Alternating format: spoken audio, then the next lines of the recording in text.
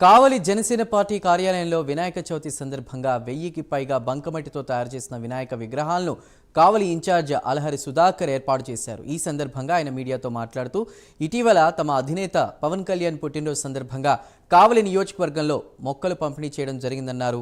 జనసేనాని ఆశయాలకు అనుగుణంగా పర్యావరణ పరిరక్షణకై మట్టి వినాయక ప్రతిమలను ఏర్పాటు చేసినట్లు తెలిపారు. వినాయక చవితి సందర్భంగా వాతావరణాన్ని కాలుష్యం చేయకుండా ఉండాలనే ఉద్దేశంతో బంకమట్టి వినాయక ప్రతిమలను నియోజకవర్గ ప్రజలకు అందించడం జరుగుతుందని అన్నారు.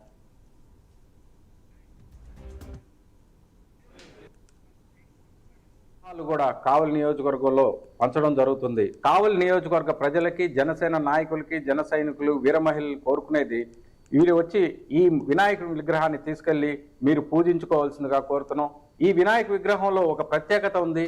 ఇందులో మీరు వినాయక విగ్రహాన్ని నీళ్లతో నిమజ్జనం చేసి అందులో వచ్చిన మట్టిని కానీ పూర్తి కడిగితే అందులో నుంచి నిమజ్జనం చేసిన అందులో నుంచి మొక్క వచ్చే విధంగా పర్యావరణ పరిరక్షించే పవన్ కళ్యాణ్ గారి ఆశయాలను ముందుకు తీసుకెళ్లే విధంగా మొక్క వచ్చే విధంగా ఈ వినాయకులను తయారు చేయడం జరిగింది.